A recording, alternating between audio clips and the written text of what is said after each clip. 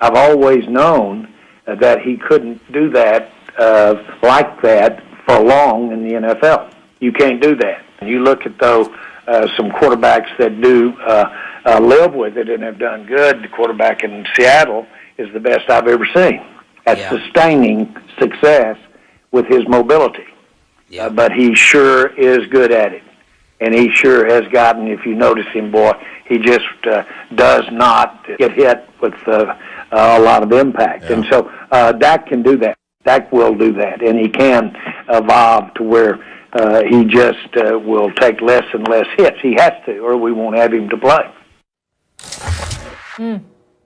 All right, that was Jerry Jones talking about Dak Prescott. He has to run less. He has to evolve. And, you know, that boy over there in Seattle, I don't know why he didn't say his name. Stephen A., your reaction to Jerry's comments?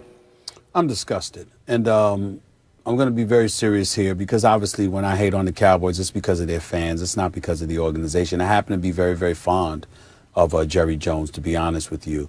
But I got to tell you this. I've got enough on my plate. I've got enough on my schedule. But, Max, if there was a job that I'd volunteer to do for free, if that what's that station, 105.3 or 103.5? Which one was it in Dallas? In Dallas, 105.3. Whatever. I'd volunteer to come on every week on their show to follow up Jerry Jones. Like Jerry Jones do an interview with them, and then they come to me to ask, what the hell did he really say, and what the hell did he really mean, and whether or not it made any sense. Because listening to this man's drivel is disgusting. Let me get this straight. Dak Prescott, fresh off of 30 touchdowns, 11 interceptions, 4,900 plus yards passing. You still can't reach a long-term agreement with him. He comes back this year with a new coach who Aaron Rodgers and those boys in Green Bay deemed just archaic, okay? But still in all, even though it was a 2-3 record, those first 5 games with Dak Prescott, really 2-2 because he got hurt that 5th game. And at the time, he's completed 68% of his passes, 9 touchdowns, 4 interceptions. Clearly, their offense was one of the top 2 offenses in the National Football League with this brother at the quarterback position, who you still haven't paid. And since he has departed, you see how pathetic and moribund the Dallas Cowboys have looked as an organization. Ezekiel Elliott can't run the football effectively. The receivers look like, so-so because they don't have anybody to throw them the football. We see some dude, Ben DiNucci, being a starter when Andy Dalton couldn't go because he got concussed by the Washington football team. All of this other stuff. And you're going to point to what Dak Prescott needs to be doing better, knowing that he's rehabbing, he's ahead of schedule, and trying to work his behind back just to make your franchise look just decently respectable? Are you kidding me?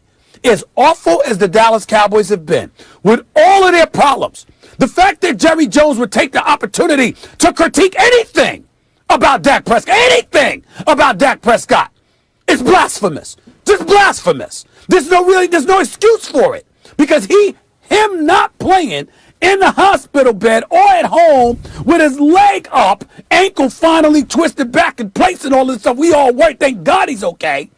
This brother, in his absence, has shown his greatness, not just as a player, but as a leader who is worthy of everything he wanted from Jerry Jones. And you're going to critique him? But you got DeMarcus Lawrence getting 1 tackle. You got Jalen Smith, and I love these boys. I like Jalen Smith. Out of pocket, he's going to be coached by Mike Nolan. Ain't his fault. I'm looking at this stuff. Max, is just unbelievable to me. It's unbelievable that Jerry Jones could fix his mouth to sit up there and find time to critique Dak Prescott when you clearly have problems everywhere else. It's unbelievable. Stephen A., I have a lot on my plate. This show, the radio, the boxing show. But I would volunteer to come on that Texas station, that Dallas station, after you came on to criticize Jerry Jones to defend him in this case. And this is why. You got this one all wrong. You have Jerry Jones' intention wrong and the content. First of all, he didn't come on criticizing Dak Prescott.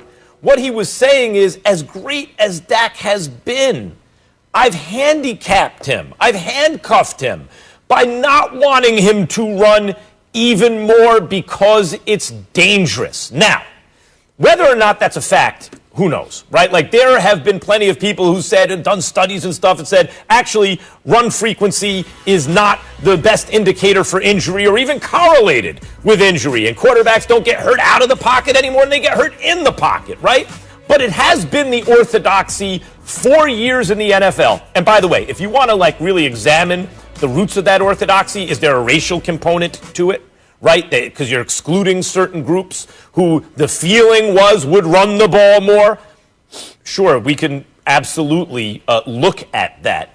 But it also does make some intuitive sense. You don't have your offensive linemen protecting you, and guys are going to tackle you as though you're a running back, and that's why there's a slide rule and all this kind of stuff. So it's not like whether or not Jerry Jones is correct about it, he believes he's correct about it, and that's the kind of orthodoxy in the NFL.